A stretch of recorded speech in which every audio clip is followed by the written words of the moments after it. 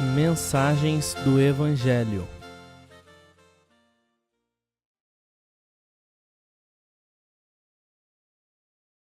O testemunho de Judas.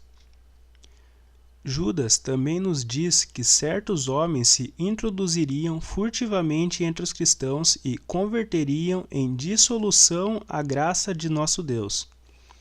Judas capítulo 4.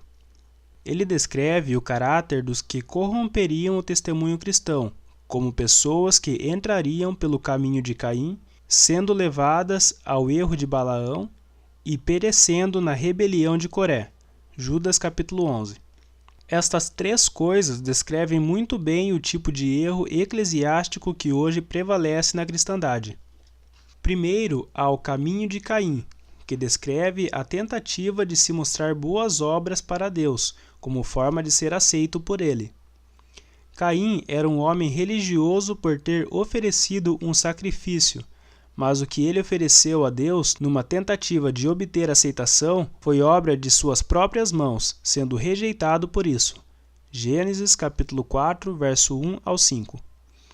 Sua oferta não tinha o sangue que prefiguraria o sacrifício cabal do sangue derramado do Senhor Jesus Cristo, sem o qual ninguém pode ser abençoado por Deus. Hoje está sendo pregado nos púlpitos de muitas igrejas um evangelho sem sangue, o qual nem mesmo é o evangelho.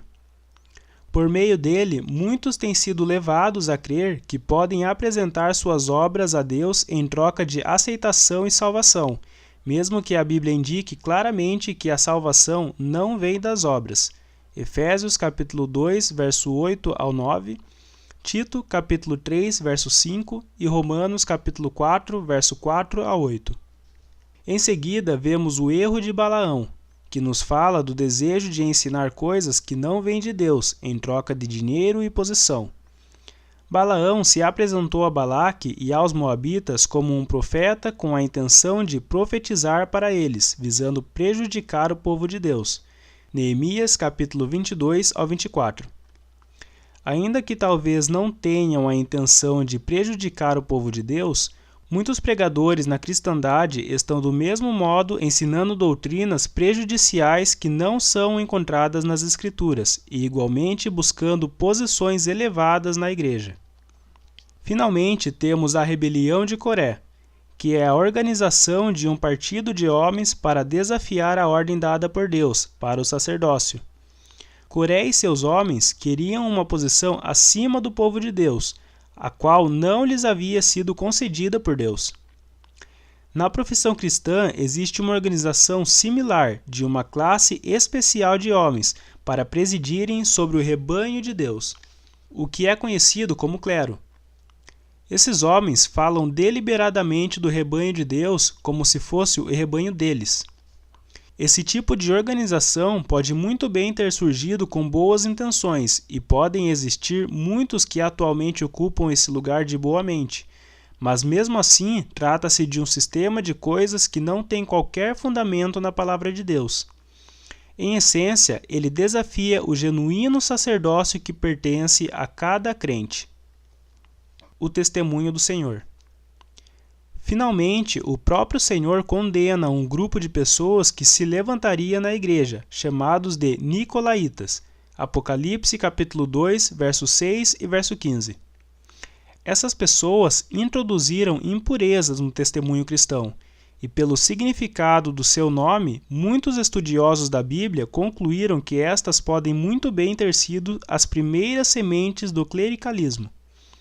A palavra Nico significa governar, e laitan, que é a mesma palavra para laico, significa povo.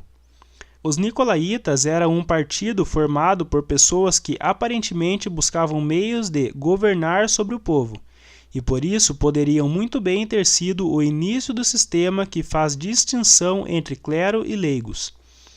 O Senhor nos diz especificamente que as obras e as doutrinas dos nicolaítas são coisas que ele odeia.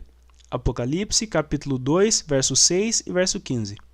Temos nisso tudo um testemunho abundante de quase todos os escritores do Novo Testamento sobre o fato de que haveria um grande distanciamento da simplicidade da fé cristã, 2 Coríntios, capítulo 11, verso 3 ao 4.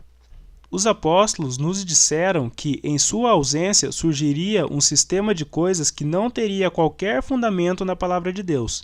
É verdade que em algumas igrejas ocorre uma parcela maior desses erros eclesiásticos do que em outras.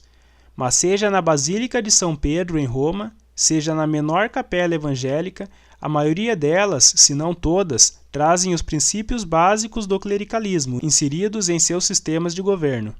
O crente que é instruído segundo os pensamentos de Deus não tem alternativa senão admitir que aquilo que se apresenta aos homens como a Igreja de Deus tem pouca ou nenhuma semelhança com a Igreja de Deus, conforme é apresentada na Palavra de Deus.